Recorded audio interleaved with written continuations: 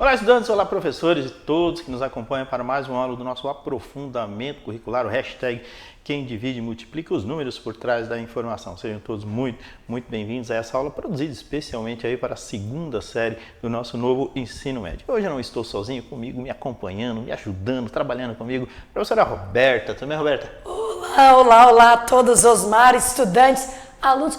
Todo mundo está aí assistindo a atividade 5, né, Osmar? Atividade 5. Fechando, ele me convidou e eu vim com todo o prazer participar dessa aula. Quero saber como vai ser a aula hoje.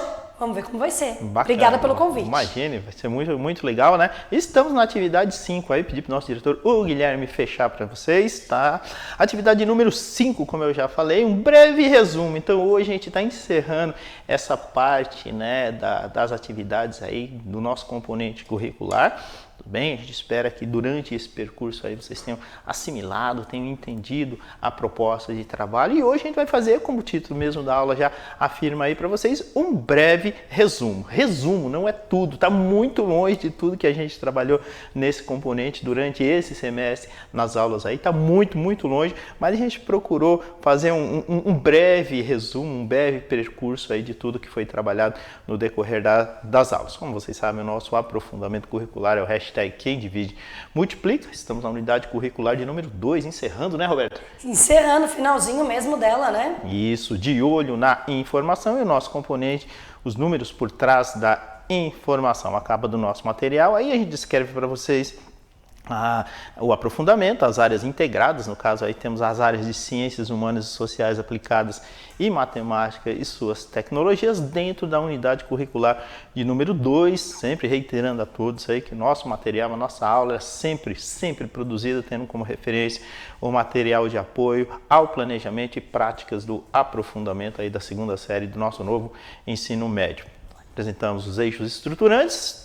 Nessa aula só tem um, Osmar? Só tem um, Roberta. Mas focado em qual, né? A investigação científica, dado, né, que a gente está trabalhando o quê? Está trabalhando aí os resumos. Poderia colocar uma pitadinha aí de processos criativos, tá? Poderia, caberia também. Mas de maneira geral, com a proposta da aula é trazer um resumo de todas essas atividades, né, que a gente trabalhou, ou quase todas, né? Ou uma boa parte delas que a gente trabalhou aí durante as aulas. Então, o foco aí, no caso, é na investigação científica. É uma visão geralzinha, né? Perfeito. De assim, um percurso para poder ter uma noção. Olha quanta coisa a gente fez, não é isso? É isso mesmo.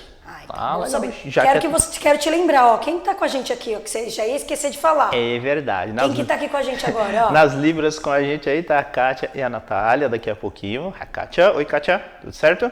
Beleza, tá? Daqui a pouco a Natália tá aí com a gente. E a gente tem que falar também de outra coisa, né, Roberto? Tem, do canal Antirracista. Então eles vão colocar aí pra vocês o QR Code. Olá. Então não esqueçam que o Centro de Mídias, ele criou aí um canal, né, exclusivo no YouTube para falar sobre essa educação antirracista. E aí temos algumas aulas, né, um menu de aulas aí, de vários componentes, de várias disciplinas, abordando de alguma forma, né, Osmar? Essa trilha antirracista, essa parte antirracista, que é tão importante. Então não deixem de ver aqui, ó, ou no QR Code, ou no link, tá do lado de cá. QR Code é no link. Acessem, deem uma olhadinha para vocês conhecerem, né, Osmar? Perfeito. É isso aí. É isso aí. Vamos dar sequência? Vamos. Olha lá então, né? A nossa, eu gosto de chamar contracapa, Roberta. Eu acho linda essa contracapa. Ela integra aí, né, artisticamente todos os componentes curriculares e a gente dá destaque ao nosso aí especificamente, os números por trás da informação. Ainda o quadro integrador, Sim. né? E o quadro integrador, ele dá aquela orientada básica pra gente, né? Ele diz assim, ó, nas atividades dessa unidade curricular, os estudantes, ao longo, né, de todo esse processo, Roberto, especificamente aí no nosso componente, os números por trás da informação, eles têm o objetivo de investigar e analisar criticamente, olha essa palavra, né? A gente vai conversar bastante sobre isso hoje, dados estatísticos difundidos aí pelos meios de comunicação, sejam eles quais forem. E a palavra, né, os dois verbos, investigar e analisar, tem tudo a ver com este estruturante mesmo, de investigação científica, de estar olhando o que já existe, né, se aprofundando. Acho que cabe perfeitamente. Perfeito, concordo. Na sequência aí a gente apresenta para vocês os professores e os seus respectivos componentes, os números por trás da informação, razão e sociedade, as representações do espaço geográfico, conhecimento humano e sua aplicabilidade e finalizando sociedade e conhecimento, respectivamente, aí professor Osmar, professor Tiago, professor Kleber, a professora Fabi e o professor Alcides Guerreiro. Ok? Ok, tá aí Beleza? tranquilão, beleza. Deu uma acelerada aí, porque tem muita coisa Tem para falar. muita coisa, porque foi realmente bem intensa essa unidade curricular 2, né? Colocamos aí um breve resumo, mas caberia aí pelo menos, é que a gente não tem tempo, né? Nossos recortes da quantidade de aulas aí não dá, né? Então a gente tem que pegar e fazer esse resumo aí em uma aula só. Mas nós estamos terminando a quinta e última atividade do nosso componente curricular, Roberto, os números por trás da informação. E a partir das aprendizagens e experiências vivenciadas nas atividades anteriores, 1, 2, 3 e 4, o objetivo nesta etapa é proporcionar a cada um de vocês, estudantes aí da segunda série do ensino médio, a capacidade de analisar criticamente em relação a fatos ou notícias difundidas aí pelos meios de comunicação. Ou seja, olhar para as notícias e realmente analisar criticamente. É um olhar diferenciado, Tá. né? Não é um olhar só do leitor. É, porque agora já evoluíram, não são mais só leitores, agora eles já sabem coisas que tem aí por trás da informação, bem o título, então eles têm que conseguir olhar, né? Perfeito, essa é a ideia mesmo, ok? Dentro disso tudo aí, né, dessa análise e interpretação, né, a gente tem que trabalhar para assegurar a veracidade dessas informações, né, durante aí o desenvolvimento do componente curricular, né, dentro aí das atividades. Então, nessa unidade curricular, a gente vai destacar o estudo aí sobre a análise crítica, né? Tanto que está em negrito ali, né? Tá Crítica de notícias e informações, né? A rapidez com que elas são disseminadas, né? Essas famosas fake news, né? Hoje em dia, você imaginava falar de fake news, né? Nem existiam esses termos há 5 anos atrás. Não, há 5 anos atrás não tinha nem noção disso, né? Então, não tinha nem 5 como anos falar atrás disso. é um período muito curto. Sim. Né? Eu não me recordo aqui, eu vou perguntar para a nossa produtora, a Naya, existia fake news há 5 anos atrás? Você que lida muito com essa questão de... Eu também acho. Não, é verdade. Então aqui, ó, são fontes de informações, né? Eu coloquei um prazo de 5 anos, mas é algo muito recente. Eu acho que até menos do que isso, mas eu acho que 5 anos tá bom, é um prazo até que... Acho que antes disso não tinha mesmo. Eu tenho a impressão que esse termo fake news, ele viralizou com o Donald Trump. Sim. Ele gostava muito dessas duas palavrinhas, fake news. É verdade. Beleza. Bom, a proposta geral das atividades foi analisar e interpretar informações obtidas, Roberto, por meio de pesquisa estatística, lógico, não é? Adoro. Não era simplesmente pegar uma notícia, tá? Não é, mesmo porque o nosso componente curricular, ele trata especificamente dessa análise estatística, tudo bem? Bom, então, acontece, dentro, né, dessa análise estatística, o objetivo aí era identificar a possibilidade de ocorrência de manipulação de dados a partir da utilização inadequada de medidas de tendência central, medidas de dispersão e também por representações gráficas. Veja onde a gente caiu. Pois é. Pessoas que manipulam, né? Manipulam, né? A gente só tinha aquela pseudo-informação, né? Que a notícia, só a notícia lida, ela poderia ser manipulada. Sim. Então você lia tal, não tinha muito conhecimento de causa, o que o cara escreveu é verdade. Não é bem assim. E o que a gente viu? Que dentro das informações estatísticas, sejam dados medidas de tendência central, medidas de dispersão, ou até mesmo em representações gráficas, havia essa manipulação proposital, essa indução ao erro através de representações gráficas. Sim, intencional, né? Sim. É interessante, né? Que quando a gente estudava isso, eu pelo menos, né? A gente não pensava nisso, a pessoa não estava querendo manipular pra gente, ela punha lá o real e a gente acreditava. Muito pelo contrário, era sinônimo de confiabilidade. Sim, e coisa que não é hoje em dia. E coisa que não é, né? Então veja como o tempo, o tempo ele se adapta ao meio que a gente vive, né? Sim. O meio das redes sociais, o meio das mídias digitais. Então, e as fake news. Aí coloca lá no meio do gráfico também, no meio dos cálculos também para influenciar. Eu particularmente tenho um gosto, tenho um sabor muito grande esse componente curricular, porque ele dá essa possibilidade, né, da gente dialogar e conversar e explicar para as pessoas que de fato não é porque está ali, a notícia estampada, evidente, visual, que aquilo é verdade absoluta. Muito pelo contrário. Depende muito da intencionalidade de quem propõe, de quem coloca aquilo ali para o outro. E o objetivo é claro, em muitas situações, é induzir o leitor ao erro. Sim, ele acreditar numa coisa que não é verdadeira. E o pior de tudo isso, sabe o que é? Ele replicar. Sim, porque ele vai acreditar, vai replicar e quando você vê, todo mundo já está achando que é verdade. Vamos ao resumo, Roberta? Vamos. Olha lá, então. Durante as atividades desse componente curricular, propusemos um modelo de aula que tinha como objetivo compreender, interpretar e analisar criticamente os dados estatísticos, difundidos aí através de muitos meios. Ok? Então, veja, para isso a gente realizou uma seleção prévia de publicações incorretas ou tendenciosas, não sei se o pessoal vai lembrar que durante as aulas a gente fez isso aí propositalmente, muitos recortes, produzimos situações fictícias, e quando nos era permitido, pegamos informações e dados ali do IBGE, Instituto Brasileiro de Geografia e Estatística, também, né? E aquelas eram informações verdadeiras, e a gente trabalhava no sentido de analisá-las criticamente. Então teve disso aí também, ok? Beleza, então. Bom, o que acontecia aí dentro desse contexto que podia apresentar? Tá? As notícias que apresentavam gráficos de barras, de linhas ou de dispersão, cujo eixo vertical não se iniciava pelo zero. Eu participei de uma aula dessa sua, eu lembro. Então, Então isso aí, essa já era um bom indicativo que não é que o gráfico está errado. Vocês vão encontrar gráficos onde as informações, onde o eixo vertical, ele não começa pelo zero e transmite a verdade. Não é essa a questão.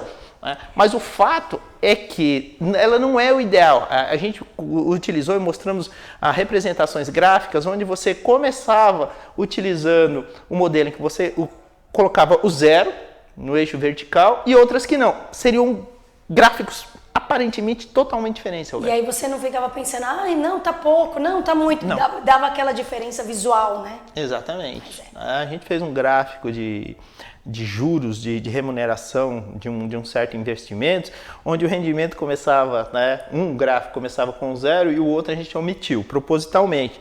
Então, durante aquele período, aquele onde foi omitido zero, parecia um gráfico. E na realidade, o zero, exatamente, enganava totalmente, ou seja, transmitia uma informação que não era real. Então essa foi uma das questões que a gente trabalhou aí com vocês. Ainda notícias que apresentavam gráficos, Roberta, de setores, cuja soma dos setores, isso aí você entende, Sim. Não corresponde a 100%. Ou seja, a pessoa respondeu mais do que devia. Exatamente. E aí o que acontece? De repente não é errado. Na pesquisa estatística, de repente, Roberto, você gosta de que frutas? Deu opções, Sim. Só que na hora de representar usou o gráfico errado. Perfeito. Porque passou do 100%, não dá para usar setor. Perfeito. Então isso pode acontecer? Errado não. Roberta, você gosta de que frutas? Tá me dando mais de uma opção. Mais de uma. Posso escolher uma só? Duas? Três? Exatamente. Que modelo de roupas que você utiliza?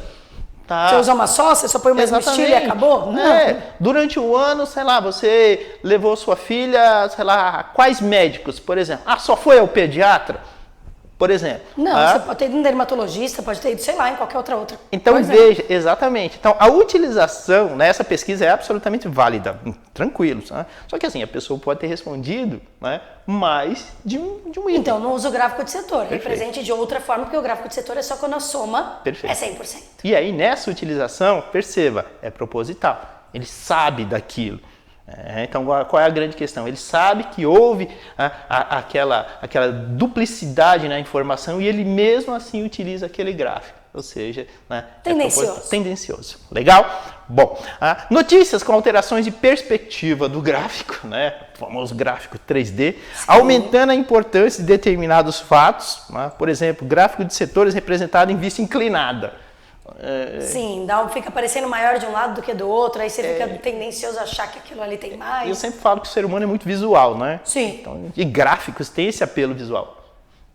Então, assim, a pessoa que ela é movida sem um certo cuidado aí nessa análise, ela pode ser enganada. E é isso que a gente não quer. Ou ainda gráfico de barras tridimensionais em perspectiva que tornam desproporcionais ou maior um setor ou uma barra. Ou seja, não fica bem visual o que é o maior, o que é o menor, e por estar em 3D pode dar aquela influenciada, falar aquele ali está maior e na verdade não é. Perfeito. É isso. Ok? Ainda, notícias que relatam resultados de pesquisa que citam amostras, mas não apresentam as características delas, ou o tamanho da amostra considerada. Esse tipo de resultado não é confiável, porque pode ter havido, aí no caso, uma manipulação na escolha da amostra. Perigoso. Existe um cálculo para o tamanho de amostra quando você vai fazer uma pesquisa amostral só com parte da população.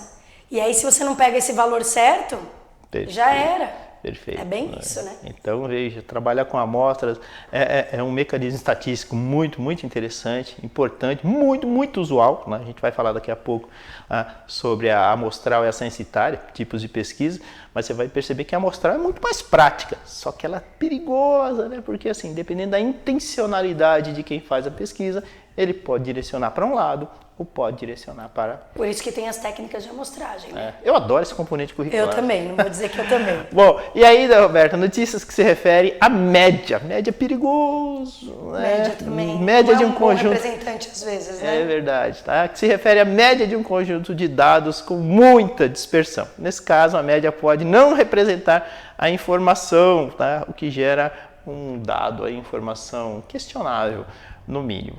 Tá ok? Então, foi isso. Breve resumo dessa questão toda. Ainda, Roberta, dentro de toda essa estrutura aí de análise de informações, a gente caiu num negócio chamado paradoxo de Simpson. O Simpson foi um pesquisador americano, não é recente, ele é da década de 60, né? E aí dentro desse link que aparece aqui, opa, deixa eu voltar. Volta. Volta, Cocó. Volta. Larguei a mão. Opa, legal, paradoxo de Simpson. Então, aqui o que acontece? Aqui vocês vão ter um resumo, né? Como se fosse um artigo, né? do que trata esse paradoxo. Tá? E o bacana, é que ele está disponível em áudio também. Opa, dá para escutar, então. Não é tão comum, Não mesmo, normalmente a gente só vê vídeo mesmo, né? Mas é bacana, muito importante, inclusivo, né? É um modelo inclusivo. Então ele trata, é uma relação bastante interessante sobre isso. Bom, o que trata o paradoxo? Primeiro a gente foi lá, antes de definir, né? A gente volta lá, né? E eu gosto de definir as palavras, né? Gosto de dicionário, né? Então o paradoxo, na realidade, ela é uma contradição ou oposição aparente. Contrário a alguma coisa. Exatamente, tá? Na filosofia, é uma contradição que chega, em certos casos, a se opor às razões do pensamento humano, ou nega o que a maioria tende a acreditar. Veja que se encaixa... Nega o que a maioria tende a acreditar. Isso é pesado. Você vê que se encaixa naquela proposta do que a gente falou até agora, de manipulação de dados, distorções de notícias, sabe? Então, o paradoxo, perceba que ele se encaixa plenamente dentro dessa proposta. E aí, do que trata o paradoxo lá, Roberta? O Simpson descreve o quê?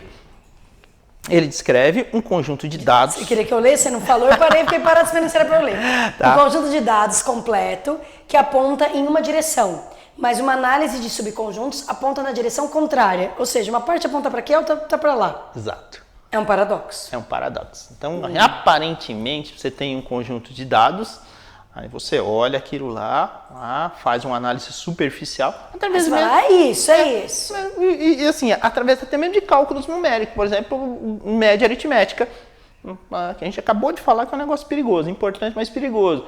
Por que é importante? Você tem uma referência, mas ele trata do quê? Ele trata rigorosamente do centro. Ele não faz uma análise do que está antes e ele não faz uma análise do que está... Não vê quem está muito extremo. Exatamente. Ele acha, o centro é ali, mas... O centro né, é ali. Soma tudo, divide proporcionalmente, mas e se o cara está muito extremo? Perfeito. Se proporcional vai ficar errado. Né? E aí o que descreve o paradoxo de Simpson? Que você tem que ser um pouco mais crítico em relação àquilo. Então aparece uma informação, não vou me contentar só com a média, vamos partir para uma análise mais definida. Vamos analisar, por exemplo, se a gente está falando de medidas, tendência e tal, vamos analisar o que acontece aí com a mediana, por exemplo. Mediana que a gente aprendeu nas aulas, né? Eu mesmo, né? Tinha até certo, mediana é uma medida de tendência central que não é tão importante, é uma mentira. É uma mentira, né? Eu aprendi nessas aulas, nesse componente curricular, eu aprendi a olhar a mediana com muito mais cuidado, com muito mais carinho. Porque a mediana ela vai definir aquele meião lá, ele vai definir o que tem antes da média e o que tem depois, né? Então é muito interessante. A gente tem aulas específicas aí trabalhando falando sobre a mediana. Legal? Então é essa a questão. Ficou curioso? Acesse esse link aí e estuda um pouquinho, ouve, né? Trabalha, compreende esse paradoxo de Simpson. É bastante interessante. Tá bom? Notícias versus pesquisas. Pois é, agora a gente vai falar dos tipos de pesquisa, é isso? É isso aí. Tudo bem? Vamos lá. Bom, a utilização de pesquisas, Roberto, como a gente sabe, ela é fundamental para o trabalho em estatística. Sim. Não há como desassociar as coisas. De maneira geral, trata-se de um estudo que, olha lá, colhe, identifica, agrupa, organiza, analisa e infere. Nossa, Tudo isso sobre a pesquisa. Veja Bastante coisa. quantas coisas, né? Então, há um monte de coisa. É um processo, né? Colhe, identifica, agrupa, organiza, analisa e finalmente infere, né? Opa, analisamos tudo. Temos um problema. Esse problema tem solução? Não tem solução? Como resolver? A pensar sobre o fato, né? Exatamente. Tudo isso sobre dados, né, estatísticos coletados em certa população ou objeto de estudo. Né? A gente sempre frisou que população estatística não tem a ver com gente. Não. Pode até ser. Pode até ser, mas população que você fala é um todo. Sim. É o todo. Tá, legal? E aí, nesse caso, a gente tem basicamente 2 tipos de pesquisa, né, Roberto? Quais são? Sim, censitária e amostral. Legal. A censitária, como eu disse, é com todos. Então você tem lá o grupo que você está analisando, né, aquele objeto de estudo, você vai fazer a pesquisa com todos. Perfeito. E agora, quando a gente fala em amostral, já não é com todo mundo. A gente vai ter uma técnica para escolher e a gente escolhe a amostra. Então, vamos explorar a censitária aí. Legal. Que é tá? o censo, né? É o censo. Então, a pesquisa censitária são aquelas em que são feitas opções de pesquisar e analisar, como você mesmo disse, né, todas as informações escolhidas de uma população inteira. Tá? Aqui no Brasil, né, e a gente teve uma notícia hoje é dia 7 de dezembro, né? Hoje eu vi que o censo 2002, né, ele não vai ser completado em 2002. O 2022? 2022. Não conseguiram? Não conseguiram. Não deram conta. Não deram conta. É que as pessoas estão muito desconfiadas. Então, esse é o problema. É esse também, né? Então, veja, a gente tem um censo que já foi adiado, era para ser em 2020. Sim. Né? 2 anos depois por causa da pandemia. Porque o censo e não está conseguindo, né? Exato. O censo demográfico aqui no Brasil, ele tem uma periodicidade de 10 em 10 anos. Então foi 2020. Teria que ser em 2020. Era 2000 e 2020. Perfeito. Ou 2010 2020. Mas aí 2020 não deu. Não deu. Virou 2022. Perfeito. Lá vai virar 2023. Vai virar 2023. Tá? A pesquisa censitária, ela tem um problema, né? Ela é muito onerosa, ela custa muito, envolve, como vocês já perceberam, né? A gente está em todo um processo de censo, né, demográfico aí, esse ano, complexo, extremamente Imagina, grandioso. perguntar para todo mundo, para todas as residências, da família dela, da pessoa que mora ali. É muita gente, muita gente para contratar para fazer isso, é muito dinheiro envolvido. Muito dinheiro envolvido, tá? Então é um dos percalços aí, um dos problemas. Temos ainda também a pesquisa por amostragem, né, Roberto? Essa já é mais direcionada, mas também pode dar aquele problema da pessoa ser mais tendenciosa, que é um grande problema, né? Perfeito. Mas por isso existem as técnicas de amostragem. Você pode escolher lá de várias formas, aleatoriamente, sorteando, fechando grupos, né? Fazendo um pouco mais específico. Eu quero pesquisar, como eu mesmo falei em algumas aulas, papinha de neném. Para quem que eu vou pesquisar? Qualquer pessoa? Não. Vou direcionar aqueles pais que têm filhos que comem papinha do neném. Perfeito. Então, assim, a gente tem que saber também que quando vai escolher a amostra, eles têm que ter essa tendência de escolher algo que está relacionado. Porém, eles não podem influenciar e escolher para que a resposta realmente não, né? Eu quero essa resposta, então vou pesquisar daquele jeito, né? Perfeito. Rico, sempre né? Um grupo do total. É um mecanismo muito rico de análise de informações, mas como todo, né? Tem que ter certas cautelas, tem que ter grupos direcionados, né? Essa pesquisa amostrará serve para quem, né? Aquilo que você falou.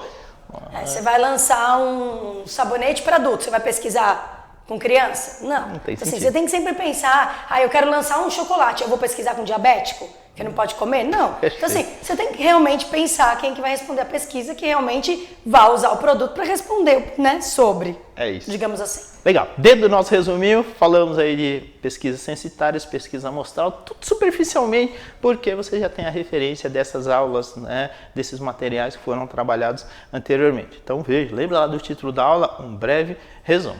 Vamos falar um pouquinho sobre boxplot? Vamos, gosto do boxplot. O que são boxplot ou gráficos de caixa, Roberta? É um gráfico estatístico, né? Bem legal. Que exibe aí, simultaneamente os dados de tendência central, dispersão, afastamento da simetria, identificação de observações muito distantes da maior parte dos dados, né? Que são os famosos valores discrepantes. Os dados que se diferenciam muito de todos os outros são chamados de outliers, pois são pontos fora da curva. Um outlier, na realidade, é um valor que foge da normalidade e que provavelmente causará alterações nos resultados que representam a tendência de um certo conjunto de dados. São os números que estão fora da caixinha, né? Tá todo mundo respondendo ali, tem um ups ali, esses dois aí estão fora da caixinha, os três, sei lá, mas são os números que estão fora da caixinha do box plot. Gostou da piadinha? Boa, fora da caixinha. Mas, porque box plot é caixa, né? Perfeito. Então... Nossa, nunca nem tinha pensado nisso, né? É uma boa colocação, tá? E aí, a gente tá falando de outliers, dados discrepantes. Mas, professor Osmar, o que é discrepante? Tá? Vai lá, consultoria, discrepante, tá? É tudo que se nota por ser diferente, tá? Ou seja, né? Destoa, ele discorda, tá? E aí a gente vai falar dos outliers. Que são os bonitinhos que estão fora da caixinha. Vamos lá então? Vai com você? Então, nessa proposta é que se compreende dentro de um conjunto de dados o que são os outliers, valores atípicos, e de que maneira eles podem interferir no cálculo das medidas de dispersão, tendência central em geral, né? Eles aparecem nas representações gráficas do tipo box plot, né, que é o gráfico de caixa, falei que era de caixa. E são importantes porque, de alguma forma, em determinados cálculos, acabam interferindo de maneira significativa nos resultados finais e, consequentemente, na interpretação das informações obtidas. Eles são os que causam os fake news. Perfeito. Não é isso? Os fora da caixinha. Perfeito, tá? Olha lá a representação de um box plot e os Sim. danadinhos dos outliers aí, ó, lá em cima e lá embaixo. Ou seja, eles são extremos, eles não estão lá junto com todo mundo que está dentro do verde ali, né? Eles estão picando fora aí. Picando fora. Será que eles causam algum problema quando a gente vai fazer determinados cálculos em relação ao problema? Sim, eles interferem muito, principalmente na média, né? Porque na mediana você vai estar lá no extremo, ok, ele vai estar um na extrema, outro no extremo, sei lá. Mas na média ele interfere, porque se você vai somar tudo, pensa, a média é somar tudo e distribuir igualmente, se o cara está muito maior ou muito menor, ele vai influenciar nessa distribuição do igualmente. Perfeito. E aí eu pensei num exercício para demonstrar isso, Roberto. Vamos ver? Vamos ver? Vamos. Tá? Vamos calcular as medidas de tendência central para as notas obtidas por 2 atletas em um campeonato de capoeira. Sim, existem campeonatos de capoeira. Olha que legal. Eu pesquisei, tá? No primeiro cálculo, faremos a média e a mediana de todos os valores considerados e no segundo momento repetiremos os mesmos cálculos, desconsiderando a menor e a maior nota de cada um deles, ou seja, os outliers, tá? Tem aí então 2 rapazes, o Tião e o José. Isso! Aí a média do Tião tem um 3.9 que tá bem baixinho. Olha lá. Aí depois tá 7, 7,5, 8.3, 9, 7, 8. Quer dizer, a maioria aí tá perto do 7 e do 8, certo? Esse 3.9 e esse 9 aí tá muito acima. É verdade. Certo? Aí você somou tudo, dividiu por 7 porque eram 7 notas. 7 notas, e 7 encontrou jurados. lá Isso, tá? a média É. 7,25. 7,25. Muito comum, né, nas competições que a gente tem, a eliminação da menor e da maior nota. Por causa disso, né? Justamente Pois para é. evitar essa... Agora o José, vamos ver o José para ver se está muito... O José, 4,5, 6,8, 7,2, 8,5, 9,8, olha que nota boa, 6,8 e 8. Somou 51,6, deu 7,37. Porém, o 4,5 e o 9,8 aí são menor e maior, tá muito diferente. Esse 4,5 ele foi muito mal. Tem um juiz aí muito Ruim, né? Muito bonzinho. cruel e um muito bonzinho. Muito bonzinho, né? E aí a média deu 7,37. Tendenciosos, não? Tendenciosos, né? Ah. Preocupante. Aí mostramos a mediana do Tião, 7,5. E a mediana do José, 7,2. Tá bom. Tá? Mediana, pôs todos em ordem, pegou o termo do meio. Desse jeitão aí, ó. Quem ganhou o campeonato? O José. O José. Parabéns. Tá. Só que aí você falou que não, que eles descartam, né? Vamos tirar? ver? Vamos. O Zé foi o campeão. Será que muda alguma coisa se a gente tirar esses outliers? Eu acho que sim. Então a gente vai tirar no Tião o 3,9, que foi a menor nota, e o 9, que foi a maior. E no José o 4,5. Olá. E o 9,8. Beleza. É isso? Não errei, né? É isso mesmo. Aí vai somar, só que quando somou deu bem menos. Lá era 50 e pouco, aqui já deu 37 e pouco. E quando dividiu por 5 e não por 7, lá tava 7, né? O Osmar não mudou ali embaixo, mas ele virou 5 em seguida, ele pôs 5. Isso. Só pra dizer, ó, quando eu tirei esses dois, vira 5, né, Osmar? Exatamente. Então, ficar atento nisso. Por que virou 5 do nada? Porque eu tirei 2 valores. Tô excluindo. E aí, na hora que deu a média, deu 7,58 e 7,46. Mediana não mudou nada. Não mudou nada, né? Mas a média mudou. A média mudou. E aí, quem ganhou E aí, dessa interessante. vez? Você lembra quem ganhou? Era o José. Era o José. Adivinha o que aconteceu agora? Não foi o José, não. Olha lá. Foi o Tião. Agora foi o Tião. Por isso que eles descartam a menor e a maior. Exatamente, né? E aí veja que nós descartamos as notas extremas. Sim. As discrepantes, tá? E aí temos outro campeão. Legal? Deu pra ver nitidamente a diferença e por que é descartado esses outliers, nessas notas falsas aí, atrapalhando no meio do caminho. É isso aí. Roberto, proposta da nossa aula foi essa de hoje. Espero que vocês tenham gostado. Fica o convite para vocês darem uma repassada em todas as aulas aí. Se achou legal, replica esse material, divulga, né? Conspira positivamente, manda isso aí para quem você quiser e privilegia, né? E mostra, né, que pode ser muito importante essa análise crítica de informações. É a nossa proposta durante esse movimento, durante esse nosso aprofundamento, foi exatamente essa, transmitir isso para você. Espero que o objetivo tenha sido atingido. Roberta, obrigado. Imagina, obrigado pelo convite, adoro essa parte estatística, obrigada mesmo. E não esqueçam de avaliar a aula, ó, do Osmar, tá aqui, ó, QR Code, link, entre lá. Diga se vocês gostaram, que a gente agradece, tá bom? Valeu, gente. Obrigado a toda a equipe de produção que fez que essa aula acontecesse. Um abraço, valeu, obrigado. Até sempre. Tchau, tchau. Tchau.